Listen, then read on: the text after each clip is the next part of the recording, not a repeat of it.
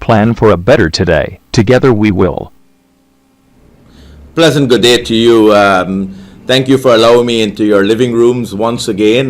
Today's discussion should be exciting. It's a historical day in the world for those who are watching TV earlier today, and the revolution, the peaceful revolution in Egypt that brought down 30 years of dictatorship in that nation. And as we sit back in our living rooms wondering what does Egypt means to Guyana? What are the issues we are facing today that those people may have faced? If you were 30, 35 years old in Egypt, the only president you would have known is Mubarak as a president of Egypt. In Guyana, if you were 35 years old, the only government you really would have known is the PPP government. In the 10 years you were growing up, maybe to a teenager, whether it was Hoyt's administration or whether you were born under the PNC Burnham administration, in your later years, if you're 35, 40 years old, the only government you have known is the PPP government. You have seen what your parents have complained about in the last 20 years. I believe the suffering of our people has been widespread. Poverty has not really increased in our country. Things have gotten better. If you compare 28 years with the 20 years, yes, certain things must get better as a country. There is money for roads. There's money for other things. People may bring in money from the United States and build a bigger building. The drug economy, as we know, has grown significantly in our country. But that's not the measurement of whether or not you have done better from the 28 years of the PNC rule to the 20 years of the PPP rule. Overseas Guyanese coming back to our country, the first thing they say, well, oh, wow, look at the street lights. Well, one individual in Berbice told me yesterday when I was visiting Berbice, he says, that's what a government is supposed to do. Fix the roads, build the roads, do street lights. They're supposed to do that. That's what your taxpayers' money is doing. So these are not gifts, it's not improvement. These are the mandatory things that we have to get done in our country. So Egypt, seeing that revolution, seeing the fact that they're not satisfied with the government that was in power, the government was not taking care of them, the government was exploiting them, discrimination, corruption, widespread dictatorial policies, similar to what we have in Guyana. One radio station, one national television station. That's NCN. I heard the leader of the opposition earlier on this program, and I support his call and Mr. CN Sharma call for the broadcasting legislation to be broadened. Imagine this, Mr. Sharma has been in business, I think, 20 plus years, and he's not able to spread his transmission lines across this country. He's prohibited from doing that, while NCN and now Channel 28 is allowed to expand their services to reach all of Guyanese, when Mr. Sharma, who's a private citizen investing his own money into the television business, has not been allowed to expand his services so that we all can get the message around Guyana. That is a dictatorial policy, and those are the same things that people in Egypt were complaining about, and these are some of the same things we are complaining about. And how are we going to change that system? This is an election year. We all know that for now, in peaceful revolutions, democracy and elections are a way of us exercising our right for freedom, exercising our right to get rid of dictatorial policies, exercising our right to get rid of corruption. We need a better governance system in our country. And I'll take your phone calls on these current issues today. I'm very interested in what you have to say today. Let's discuss it. Start calling in. I will take the calls early in this program. Back to my visit to Berbice yesterday. As I traveled through the quarantine, and I spent about an hour or two on the UG campus at Tain, and what many of those students told me is that, they're very, very concerned that there is no future for them. But one student really impacted me to the bones when he mentioned to me something that, an encounter he had with our president a few months ago, and I quote him. He said he asked the president, "What, Mr. President, are you going to do to ensure that when I graduate from university here at Tain, I do not leave the country?" And he said, "You know what?" The president's answer was, "Well, if you got to go, go. We're just going to train somebody else."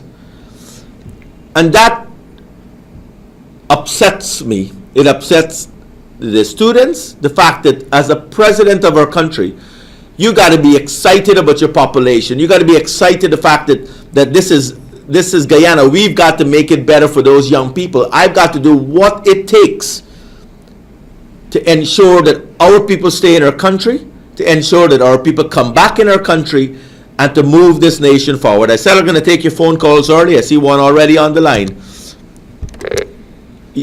Hello, you're on the air. Yes, hello. Yeah, good afternoon. Good afternoon, sir.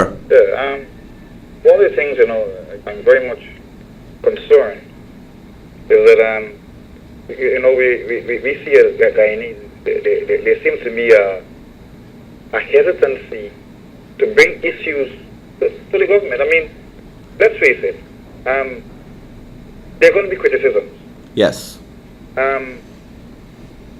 We may not have all the resources to do everything, but in my mind, the government elected of the day should ensure that at least everything for the population is being done to make them comfortable. And that's the right of the people to ask that from a government. I mean, that's why you pay taxes. Those things have to be done. True. It's not a favor. No, Yeah. what I've noticed over the years, and there's a trend, that if you speak out, you become victimized. Yes. No,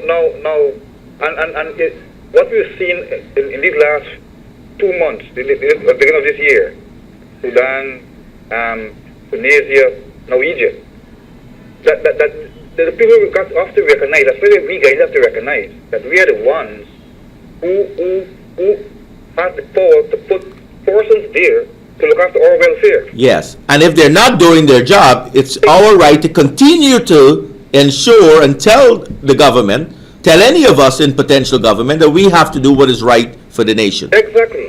And so this is what I'm seeing here, that persons, due to the fact that we elect them to office, become so callous that they ministers, whatever. Yes. That you don't have a voice, you no longer can reach to them. And one of the things too that we've got to be concerned with, and I give you some numbers so you understand, out of the voting population in 2006, the president only got 36% of the potential people that could have voted for Guyana. So he is not even running on a mandate of all Guyanese. Only 36% of the voting population voted for the president. Now, they did win 53% of the people that voted.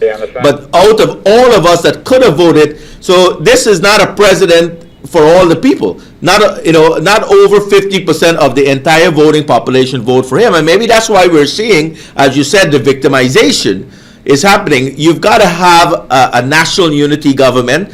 All of us got to commit to changing the Constitution to ensure that we've got to make sure that this doesn't happen again, regardless of who you put in power in 2011. I've made a commitment that the Constitution will be changed. I've made a commitment to ensure a government of national unity. But we cannot make those promises anymore. We've got to make sure as a people we make those actions happen. And finally, before you go, yes. Sometimes it appalls me to notice that there seems to be a disregard for the premier law of the land, which is the Constitution. Absolutely. And I think that any ensuing government or any new government, I think this is one area which you rightly identify, that regardless of what, the Constitution should be premier. Yes. And until we fix the system, you will continue to have the issues we are faced with from the old days to the new days. And that's what we tell folks. Putting Peter Ramsaroop in government without him ensuring that the system is changed so that regardless if he's in power tomorrow, that the system continues to be the right system for a nation. I should go to jail if I'm corrupt. If I build a multi-million-dollar house without showing the population where I got the money from, I should go to jail. So those are things that in the Constitution now has to be reversed, where we take away the executive powers, we ensure Parliament has accountability, and we take away the immunity from any. Look at the President Mubarak in Egypt. He's got to step down. And I'm sure there's going to be issues. Where did he get his wealth from? That will be raised now. Okay, well, Yes, thank you for your call. I think the issues that I would leave with the viewers is what I got out of that caller is that we are the government. We are the people. When you look at Egypt, people made that change. Not the president, not the military, not the tanks. It's we the people. So as we sit around in our living rooms today and we wait for children to come home from school, or we go to the social events tonight and in the afternoon, gaff with our neighbors, it's us making that difference. One of the things that many people ask me is, Peter Ramsaroop, do you believe in God? Do you believe in the Supreme Being? And I said, absolutely yes. And they says, one of the things we need to ensure in our country, we have many different religious beliefs, but you have to have a commitment to the Supreme Being.